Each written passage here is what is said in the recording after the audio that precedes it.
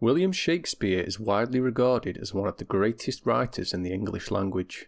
His plays such as Romeo and Juliet, Macbeth, and Hamlet remain iconic and continue to captivate audiences around the world for over 400 years. His works are studied globally as timeless examples of literary brilliance. Shakespeare was born in 1564 in the small English town of Stratford-upon-Avon. We know for certain he was baptised on April 26th from public records.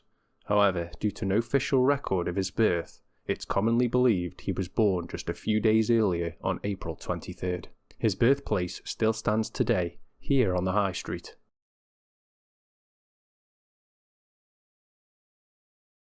Built around 1550, William's father, John Shakespeare, owned the property and ran his successful glove-making trade and raised his family from within the building.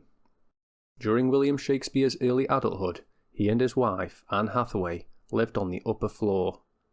Notably this room here, which is where Shakespeare slept until he moved to London around 1592. Today, Shakespeare's birthplace is a museum, where you can visit the inside and the garden at the rear.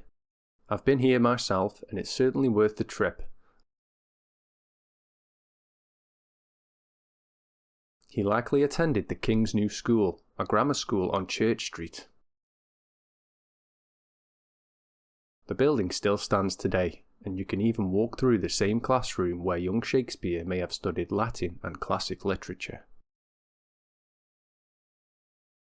This location here on the corner, with the Shakespeare coat of arms above the entranceway, is significant too in his life, but we'll get to that later.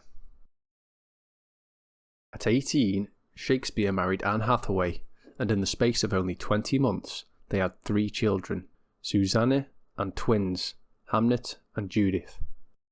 In the early 1590s, he moved to London and began working as an actor and playwright.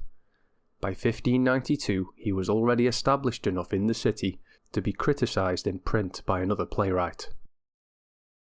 The exact locations of where he lived in London during his career are unfortunately all gone, but we do know a few areas where he lived. Bishopsgate was one location.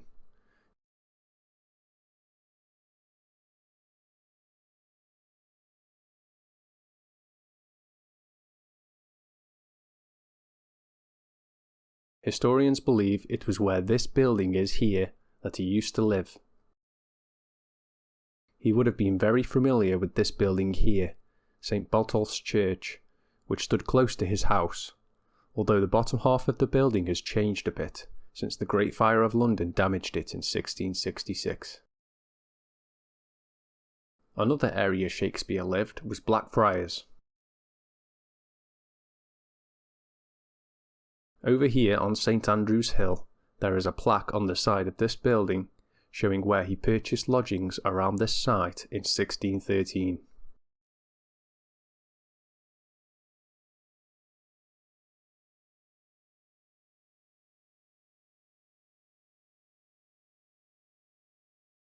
The nearest building to this location that Shakespeare would have been familiar with is the Southwark Cathedral, about a 25-minute walk away. After an illustrious career as a playwright, sonneteer and poet, he spent his later years where he was born, in Stratford. By this time he had become quite wealthy, and he spent his time managing his properties in Stratford, including New Place, a large house he had purchased in 1597, which is the same location we saw earlier, across the road from the school.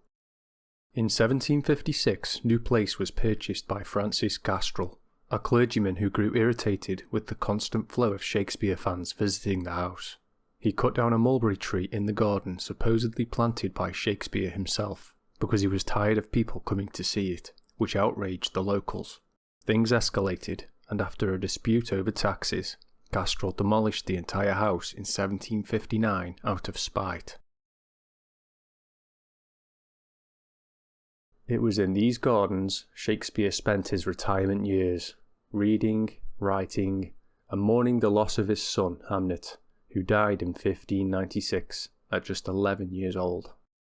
Shakespeare died on what is believed to be his 52nd birthday, on April 23, 1616.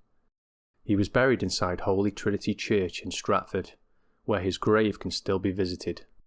He's buried next to his wife, Anne Hathaway, his children and his grandchildren. His grave bears a warning of a curse for anybody who moves his bones. His remains have never been moved, even during major renovations to the church. Another notable location I couldn't leave out of this video is Anne Hathaway's cottage, the childhood home of Shakespeare's wife. Shakespeare would have been very familiar with this location, which all remains completely original, except for the thatched roof and a few rooms inside. You can visit this place too, and inside is the famous courting chair, an original piece of furniture in which Shakespeare may have sat. Though Shakespeare had 3 children, none of his descendants survived beyond his granddaughter. His bloodline ended just 54 years after his death.